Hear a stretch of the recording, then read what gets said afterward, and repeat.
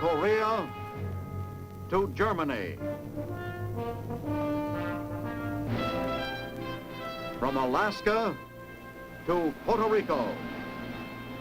All over the world, the United States Army is on the alert to defend our country, you, the American people, against aggression.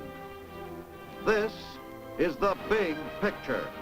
An official television report to the nation from the United States Army. Now, to show you part of the big picture, here is Sergeant Stuart Queen. How do you do? A knowledge of terrain and battlefield conditions is essential to the military commander. That's why high ground plays an important part in battle. It enables the commander to see what is going on and direct his troops accordingly. This is one reason for the importance of Army aviation. It gives the commander his high ground whenever and wherever he needs it. When we say Army aviation, we do not mean the Air Force or even a separate air branch of the Army. Army aviation is an integral part of the ground forces. It consists of light, unarmed planes attached to units in the fighting zone, and its mission is strictly the direct aiding of ground fighting. Here on the big picture you will see some of the jobs that Army aviation performs in carrying out this mission. Army aviation has come a long way since the early days of World War II, when the few planes the Army had were used almost exclusively for artillery observation. Today, the Army has many types of aircraft. Light, versatile planes like this L-19 are standard equipment in most branches of the Army. They play an important part in the combat operations of all the ground forces. Here, an infantry commander checks the location of his L-19. A short distance away, his troops are attacking enemy positions. One of his companies is pinned down by enemy fire. They call for help. The commanding officer tells his aerial observer to locate the enemy gun.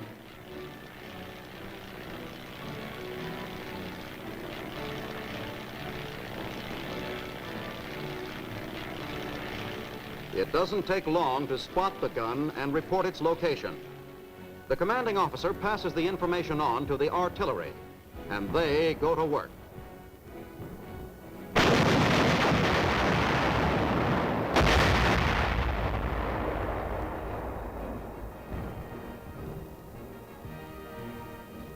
The troops finish the job with grenades and flamethrowers.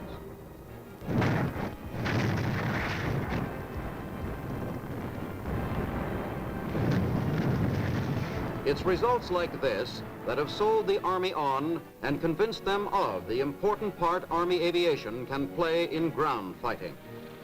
These rugged little planes don't require an airstrip. In fact, almost any open ground serves as their landing field. That's important in ground operations. It means they can be based in forward areas near the combat troops they will be working with, ready for any need or emergency that may arise. Their base of operations is usually close to the command post, often only a few hundred yards from the actual fighting.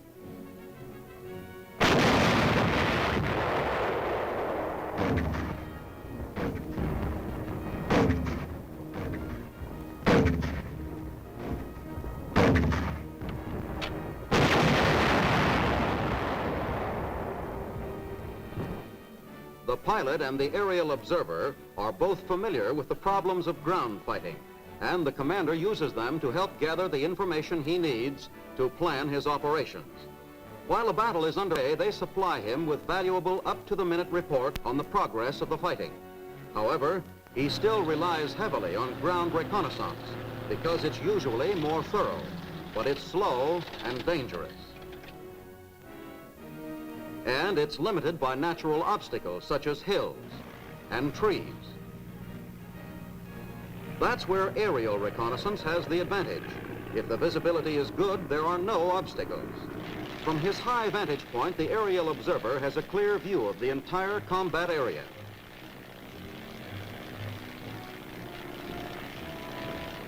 In the air, the observer serves as the eyes of the ground commander, watching and reporting any sign of enemy activity.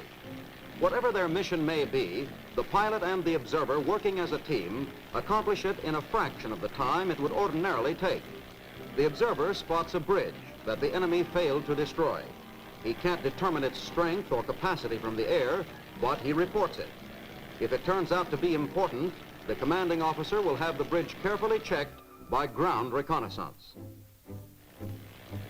Flying on, the observer continues his appraisal of the road network. He's traveling at better than a mile a minute, but he can judge the condition of the road and estimate the traffic it will carry.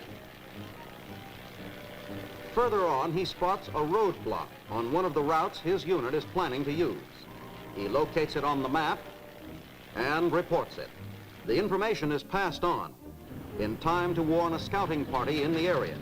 They'll take a new route now, one that's been carefully checked from the air.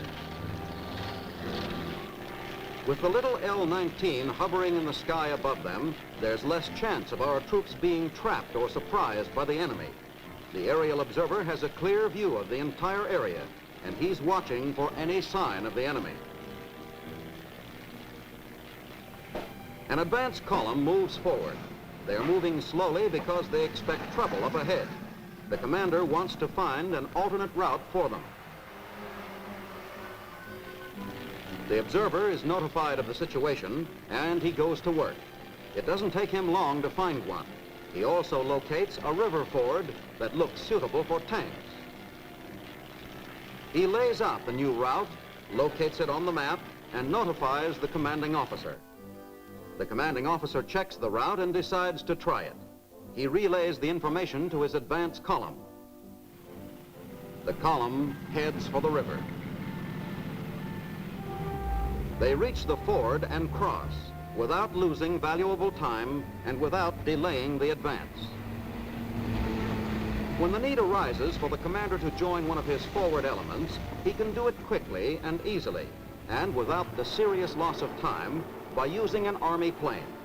Today's Army is a mechanized and highly mobile one. It has to be. Speed is important, and battles are being fought on increasingly large fronts.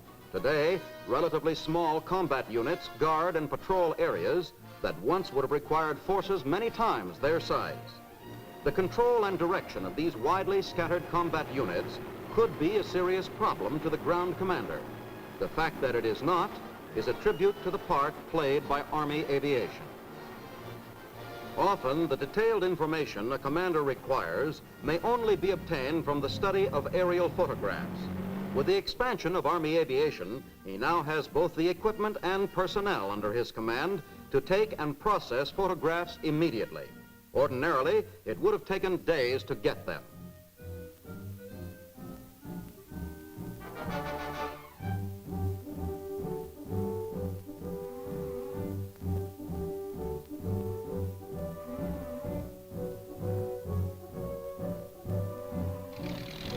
In a matter of minutes, they are in the air and on their way to carry out their mission.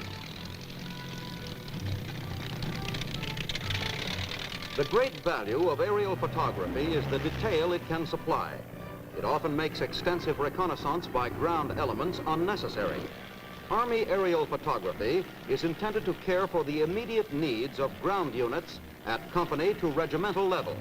It supplements the general reconnaissance work of the Air Force, which is primarily equipped to serve the photographic needs of the larger ground headquarters.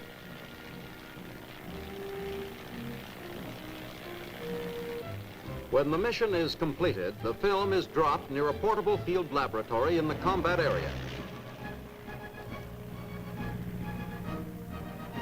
Here, it will be developed and printed and quickly delivered to the command post which is located nearby.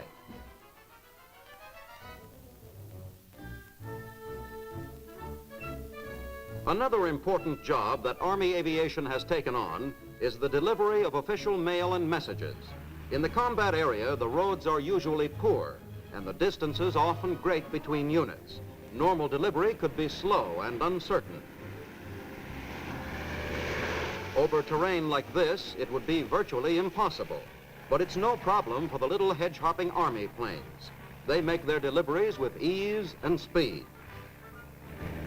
Speed is particularly important when the normal means of communication, such as radio or telephone, break down or are not available. By plane, rush messages can be delivered to isolated units in a matter of minutes. Or, if necessary, picked up and returned to the command post just as quickly.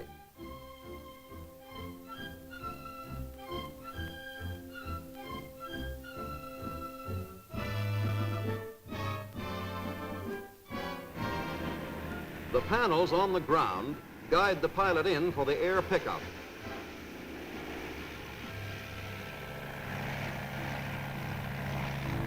In less time than it would take to make arrangements for the normal emergency delivery, the Army plane completes its mission and returns to its base to await another assignment.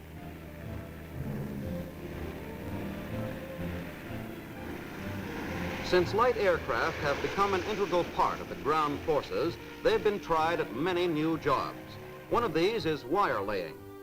Laying miles of telephone wire over wild and trackless terrain is a tough job, or at least it was before someone got the idea of trying to do it by plane. It could take a ground crew days to lay the wire a frontline unit required for its communication system.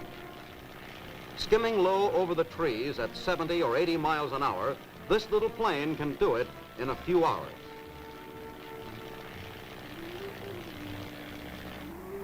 Supply by air has always been the job of the Air Force. However, if one of his units is suddenly cut off or isolated and in need of supplies, the ground commander can use his own planes to take care of them.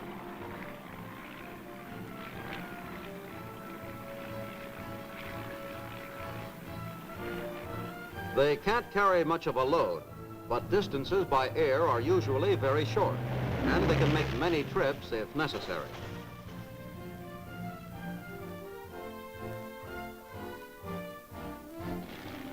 In areas up north where snow, ice, and severe cold make vehicles practically useless, supply is a critical problem for a combat unit. Large areas have to be patrolled on foot, and the troops must carry their own supplies. Or at least they would if it were not for the Army plane and its regular drops of food, ammunition, and other essentials.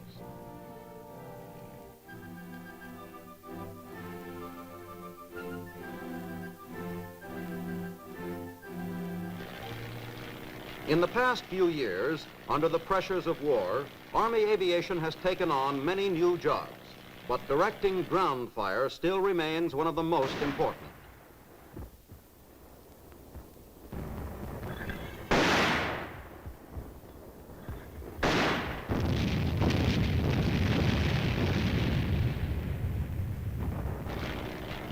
Here, the aerial observer directs the mortar fire on enemy positions that can't be seen from the ground.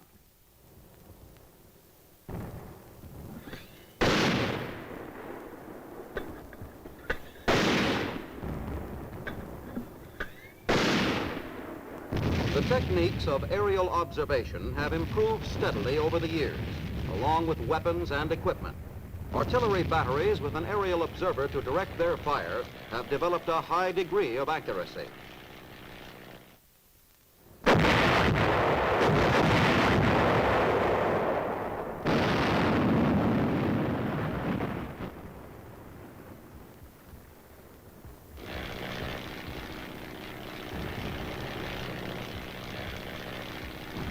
Here's an example of the pinpoint accuracy they achieved from several miles away.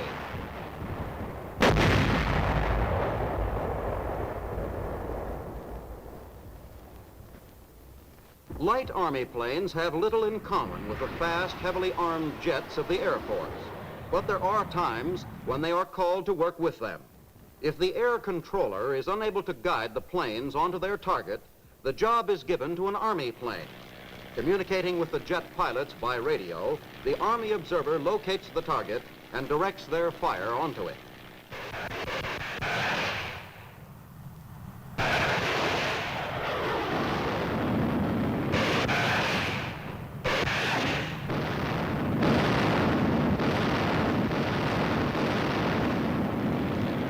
When they miss, he helps them correct their point of attack.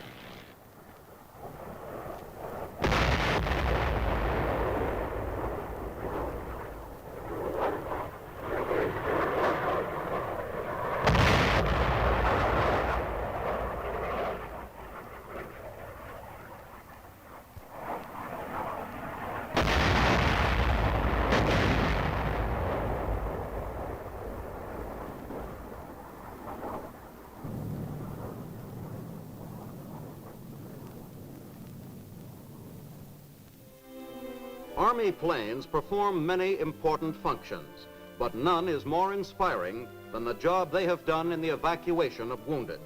Their prompt and speedy evacuation of casualties from frontline positions to hospitals in the rear saved thousands of lives.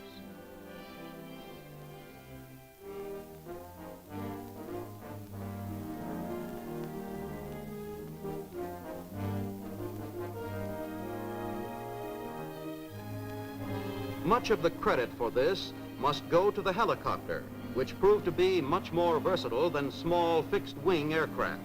The awkward-looking helicopter, with its ability to land and take off anywhere, has been enthusiastically adopted by the ground forces.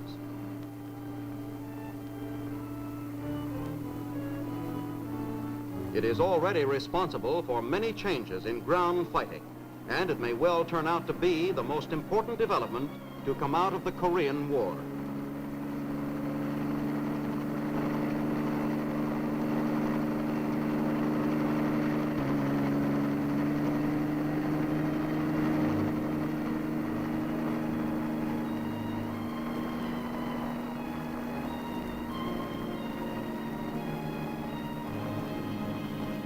Modern warfare depends on firepower, and plenty of it, and highly skilled soldiers trained to make full use of their abilities. But the modern Army must possess another all-important quality: mobility, and plenty of that too. In recent Army Field Forces exercises held by the 6th Helicopter Transportation Company and a battalion of the famed 82nd Airborne Division, the battalion commander flies ahead in his Bird Dog Army aircraft to reconnoiter a river which his troops are rapidly approaching. He carefully selects an assault site. The modern Army must be geared so that everything contributes to the continued and relentless forward movement of the basic element of the Army, the infantryman. In the exercises, we find the battalion moving forward rapidly against light aggressor resistance. As the attackers reach the riverbank, they set up a base of fire opposite the assault site.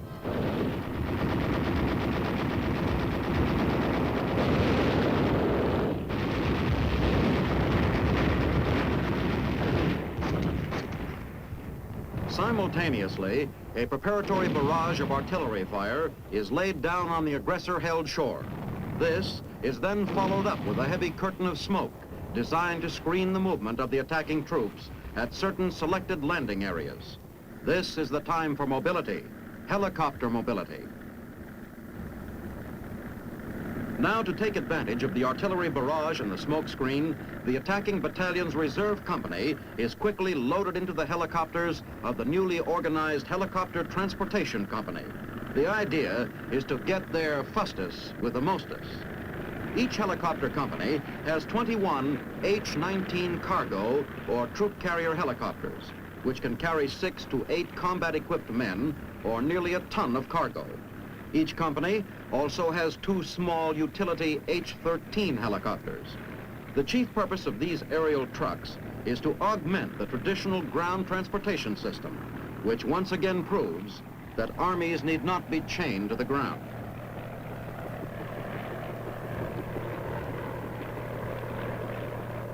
The battalion commander issues a ceasefire order when he observes that his assault company is riding the whirlybirds.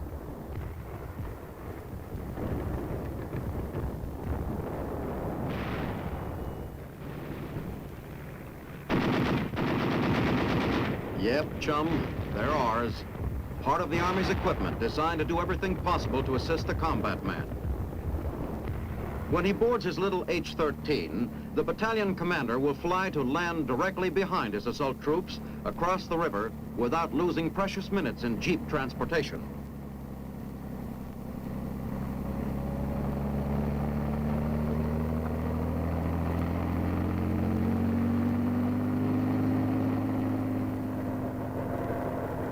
Here they come.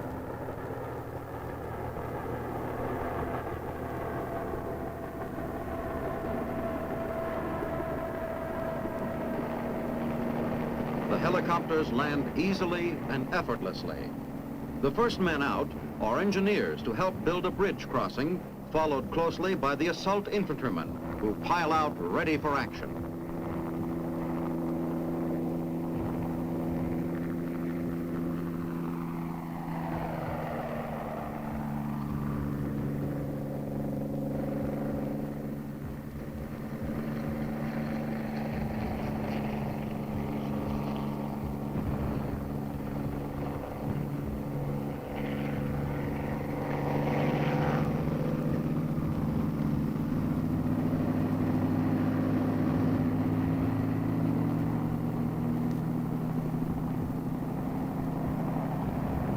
In 4 minutes, the entire assault company is landed and is fighting the aggressor forces. Screened from aggressor observation by a heavy curtain of smoke, the troops advance to rout the aggressor forces.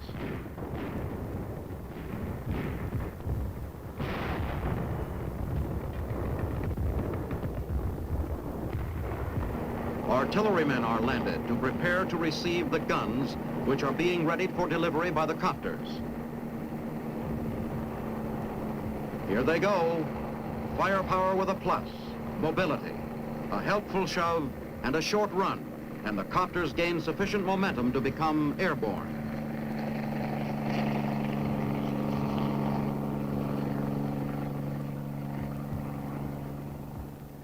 Now, with the way prepared by the assault company, which has pushed the aggressor forces back, part of the battalion moves down to the riverbank and prepares to cross. Casualties would be light, if any. The riverbank has been cleared of aggressor sniper fire.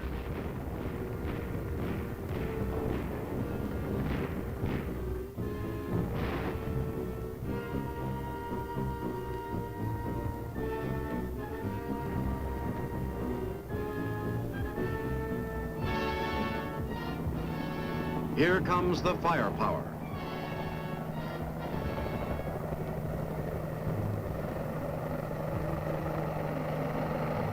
Easy does it.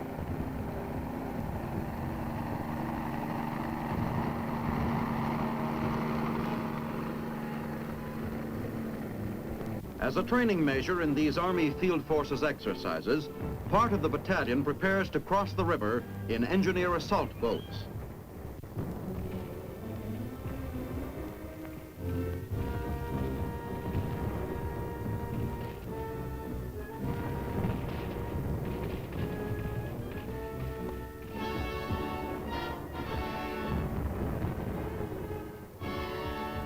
In the meantime, the copter-delivered engineers have helped build a footbridge across the river.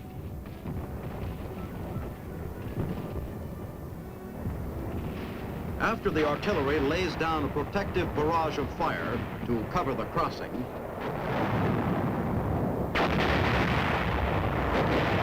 the troops cross over.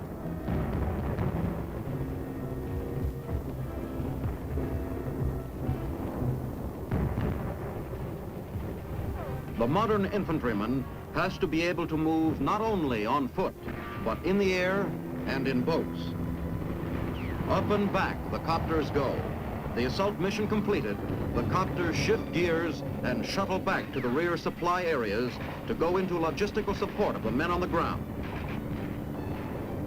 The remainder of the battalion then pushes across the river. They continue the momentum initiated by the copters as they land on the opposite side of the river.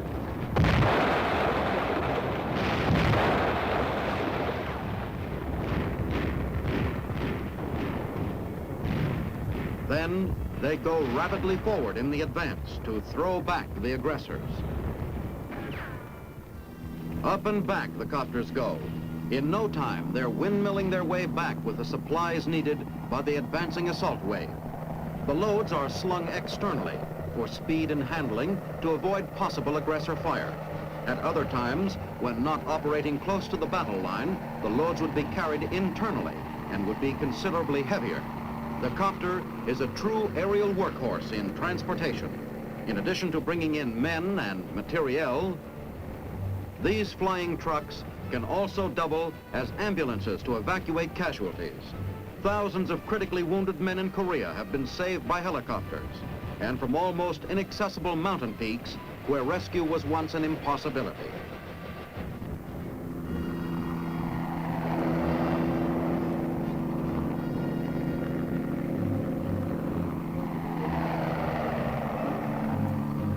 Now, the beachhead has been firmly established, this time with a heavier bridge which can support tanks, heavy artillery, and more men. Only 10 years old, Army aviation provides a third dimension of mobility to already powerful ground forces.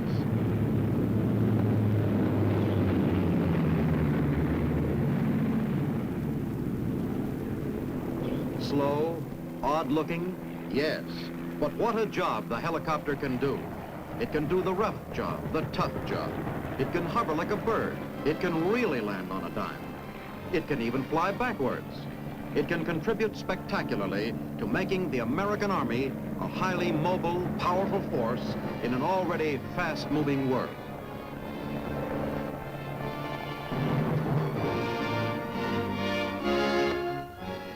We hope this has given you some idea of the increasing importance of Army aviation in our Army of today. It's still relatively new, but it's expanding rapidly. And if its impressive record of achievement is any indication of the future role it will play, we can safely say, the sky's the limit. Now, this is Sergeant Stuart Queen inviting you to be with us next week for another story in The Big Picture. The Big Picture is a weekly television report to the nation on the activities of the Army at home and overseas. Produced by the Signal Corps Pictorial Center. Presented by the U.S. Army in cooperation with this station. You can be an important part of the big picture. You can proudly serve with the best equipped, the best trained, the best fighting team in the world today, the United States Army.